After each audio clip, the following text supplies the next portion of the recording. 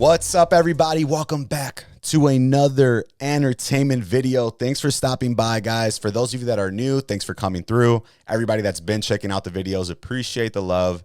For both sides, definitely make sure you like, comment, hit subscribe, hit follow. Help me grow the channel, but let's stop wasting time. We got to get straight into it, y'all. The Chicago Bears fired their offensive coordinator, Shane Waldron, yesterday, just 9 games into his first season with the team. He's going to be replaced by Thomas Brown, who is currently our passing game coordinator. I know a lot of people aren't familiar with Brown, so give you some insight. He was hired in 2023 by the Carolina Panthers to be their offensive coordinator. He actually wasn't calling plays for them until head coach Frank Wright was fired after they started off 1-10. So not really a good first chance for him. But before he was with Carolina, he was with the Rams from 2020 to 2022. Started off as their running backs coach, then their tight ends coach. Then he moved up to be the assistant head coach the year that they won the Super Bowl in 2021. So that's definitely something positive. And in an NFLPA poll, or the Player Association poll of the NFL, in his first ever season as a play caller and offensive coordinator, he actually came in second to players across the league as being the best offensive coordinator option for the future. He's definitely very unproven, but he does get praised a lot by his former players, being praised by some of the Chicago players. And probably more importantly, he got a lot of praise from Rams head coach Sean McVay. So that's at least a good sign. I mean, this is either about to get really ugly right now, or who knows, maybe he's the voice the offense needs. Maybe things completely turn around. I'm excited there's some change. Caleb's reaction on the sidelines didn't look good with Waldron. Some of these comments players are making didn't look good. So I'm excited for the change. Change is always good. Might not want it to be in the middle of the year, but something had to happen. We all saw what was going on with the offense. And Eberflus trying to save his job pretty much at this point, doing whatever it takes. This is Eberflus's third offensive coordinator within the last year. So if you guys don't remember, Luke Getsy was with us before. He got fired. Brought in Waldron.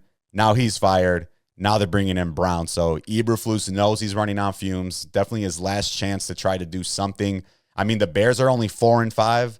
So it's not really that bad. I mean, based on how things have been, you would assume that we're 0-9. But we're still right there. We're only probably a couple games out of like a wild card spot, which I don't even think that's the goal anymore. It definitely felt like the goal at the beginning of the year. But right now it's like, yo, let's get Caleb right.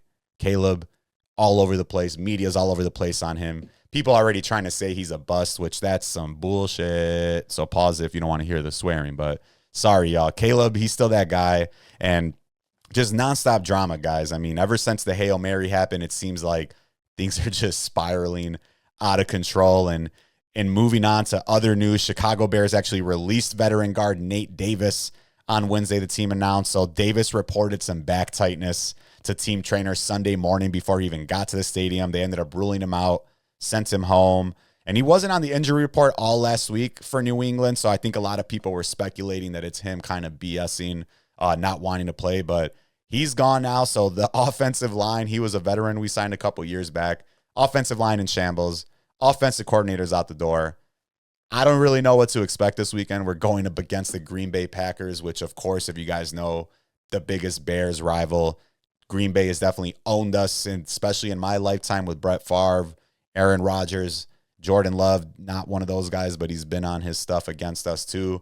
But realistically, man, this could be a game that just bounces us back. We have the probably hardest strength of schedule the rest of the year, but you get a big game like this at home against Green Bay, against the rival, new OC. This could just kind of catapult us moving forward.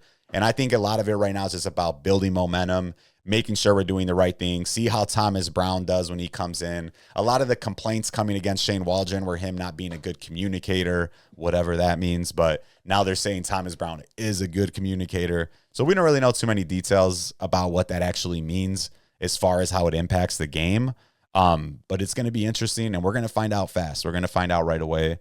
And, the defense has been solid all year. I don't think they've been playing exceptional these last couple of weeks. I mean, I guess it's got to get exhausting when you're going up against New England. You can't even score a touchdown. But they did get cooked by the Cardinals, who are also in first place. But it's going to be interesting, man, because if the defense comes out flat, obviously that has nothing to do with Thomas Brown, nothing to do with Waldron being fired.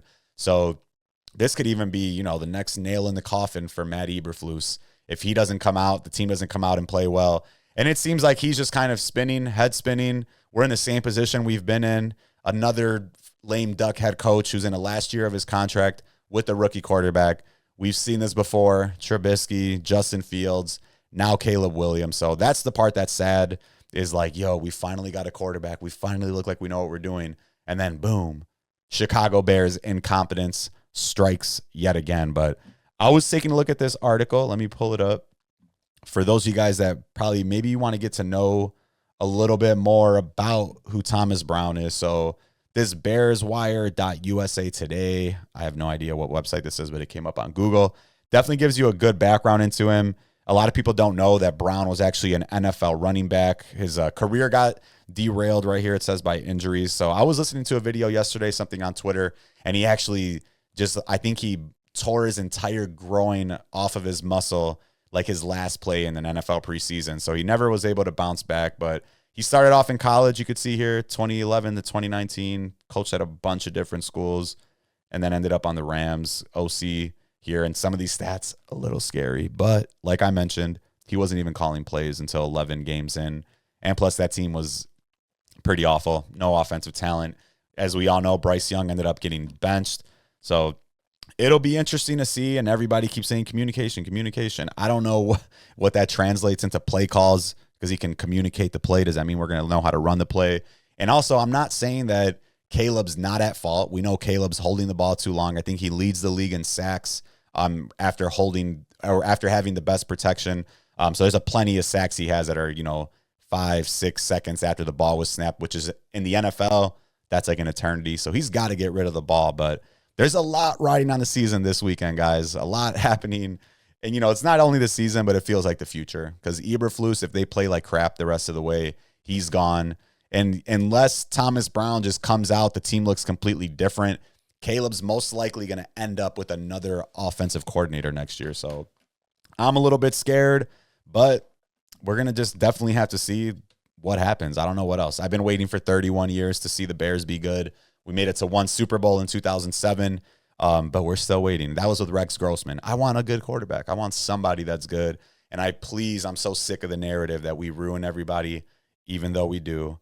And that kind of goes right into this next topic here about ruining quarterbacks. Is supposedly some anonymous veterans came out and were calling for Caleb Williams to be benched in favor of undrafted second or third year player Tyson Bagent, which I think is just absolutely ridiculous.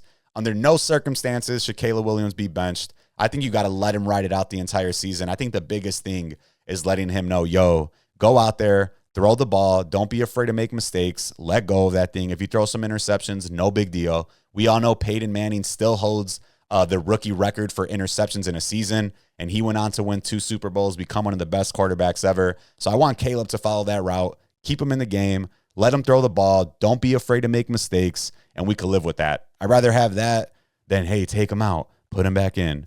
Nah, we don't need that around here, y'all. That's total dead, dry. Don't do it. Caleb's in. Caleb's a starter. And there are veterans that came out and shot that down. So that's going to be interesting too. You see here, Bears veterans shoot down key players. So Cole Kmet came out, DJ Moore came out, and they're basically like, yo, that's dead. We're not going to be asking him to get benched. They say it didn't happen, but you never know, man. And DJ Moore here basically saying, we're all good. We're in a good space. All the connections are going to get better. And he also said, yeah, you've got to have support for him. He's going out there, busting his butt, trying to learn everything. Defenses are throwing a lot at him. So that sounded like a little bit of he has to be out there. But at least they're supporting him. At least they know he's a dude for the future. I'm more concerned with, why did we bring in Keenan Allen? We probably could have brought in a lineman and what we used to get him. And you see it over there on the Chargers, bro. They got rid of Allen. They got rid of Mike Williams. They drafted Joe Alt, who's a lineman. They kept Khalil Mack. They kept, was it Joey Bosa? So, and they got Jim Harbaugh. So let's not even talk about that. Bears could have had Jim Harbaugh. He was on the Bears before. They could have had that whole thing going, but that's for another day, guys. But Shane Waldron fired. Thomas Brown is in. Bears are going up against the Packers this weekend. Biggest rivalry, arguably, in the NFL. We need a miracle, guys. I think it could happen. I mean, why not? Windy City, Green Bay coming in. They think they got the sauce. Caleb Williams, it's time for you to step up, brother.